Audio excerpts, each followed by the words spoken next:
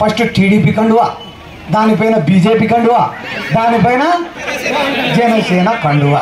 ఈ manifesto super 6 అనేది చూపించి చంద్రబాబుకి, సార్ ఇన్ని అబద్ధాలా సార్ చెప్పేది, ఇంత మోసమా సార్ చేసేది అంటే నమ్మి అలా ఒక్కసారి నమ్మి ఓటేసినారనుకో వాళ్ళ గొంతుకు ఎలాంటి ఆనట.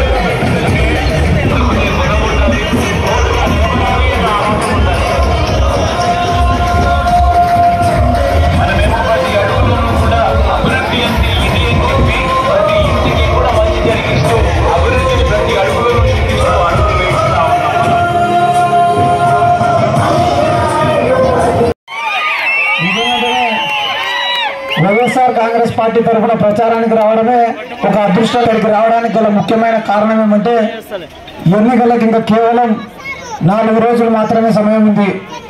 కాబట్టి గతంలో చంద్రబాబు నాయుడు చేసిన మోసాల గురించి మీకు ఒకసారి గుర్తు చేయడానికి వచ్చినాం. గడిచిన 5 సంవత్సరాలలో జగన్మోహన్ రెడ్డి గారు చేసిన మంచి గురించి మీకు చెప్పడానికి వచ్చినాము. దాదాపుగా 20 కోట్లకు పైగా సంక్షేమం రూపకంలో మీ అందరి అకౌంట్లలో వేయడం జరిగిందమ్మా. ఈ అల్లూరు గ్రామంలో జగన్మోహన్ రెడ్డి గారు ముఖ్యమంత్రి అయిన రోజు నుంచి ఈ రోజు వరకు దాదాపుగా 20 కోట్ల రూపాయలకు పైగా సంక్షేమం రూపకంలో మీ అందరి అకౌంట్లలో కూడా వేయడం జరిగింది. ఎందుకు 2 సార్లు చెప్పిన ఈ మాట అంటే మీరందరూ అనుకోవచ్చు, ఏం ముఖ్యమంత్రి కాబట్టి వేసినాడు, ఏం ఊరికి వేసినాడా అని అనుకోవచ్చు మీరు. కానీ గతంలో కూడా చాలా మంది ముఖ్యమంత్రులు ఉన్నారమ్మా. చంద్రబాబు నాయుడు గారు అయితే 1 సంవత్సరం 2 సంవత్సరాలు కాదు, ఎన్నేళ్ళు ముఖ్యమంత్రి ఉన్నాడు? 14 సంవత్సరాలు ముఖ్యమంత్రి ఉన్నాడమ్మా.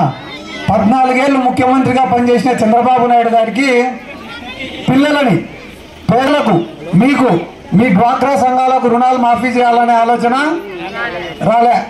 అవ్వాతాతలకు పెన్షన్ ఇంటికి పంపించాలనే ఆలోచన రాలే. సచివాలయాలను నిర్మించాలనే ఆలోచన రాలే. ప్రతి గ్రామంలో ఒక డాక్టర్ ఉండాలనే ఆలోచన రాలే. ఇవి ఏవి రాకపోగా దాదాపుగా 600 అబద్ధపు హామీలు ఇచ్చి అధికారంలోకి వచ్చి రాష్ట్ర ప్రజలందరినీ మోసం చేసినాడమ్మా ఇప్పటికే ఒకసారి. కాబట్టి ఈరోజు చంద్రబాబు నాయుడుకు మళ్ళా ఒకసారి మీ ముందుకు వచ్చేదానికి ముఖం లేదు. ముఖం లేక ఏం చదివిస్తా అంటే నేను ఇద్దరిని చదివిస్తా అంటున్నాడు. జగన్మోహన్ రెడ్డి గారు నేను 3000 రూపాయలు పెన్షన్ ఇస్తా అంటే నేను 4000 రూపాయలు ఇస్తా అంటున్నాడు.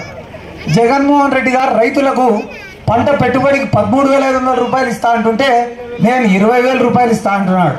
జగన్మోహన్ రెడ్డి గారు 45 సంవత్సరాలు దాటిన మహిళలకు 18,500 రూపాయలు ఇస్తుంటే నేను ఎవరైనా ఆడపిల్ల 18 ఏళ్ళు దాటితే చాలు ప్రతి నెల 1500 ఇస్తా అంటున్నాడు. మన జగన్మోహన్ రెడ్డి గారు సంక్షేమ పథకాలు ఇస్తే ఏమన్నాడు తెలుసా అమ్మాయి చంద్రబాబు నాయుడు? రాష్ట్రం అప్పుల పాలైపోతుంది, అప్పుల పాలైపోతుంది, అప్పుల పాలైపోతుంది అన్నాడు. మళ్ళీ ఈయన సంక్షేమ పథకాలు ఇస్తే రాష్ట్రం ఏమైనా అమెరికా అవుతుందా? అంటే ఆలోచన చేయాలి కదా.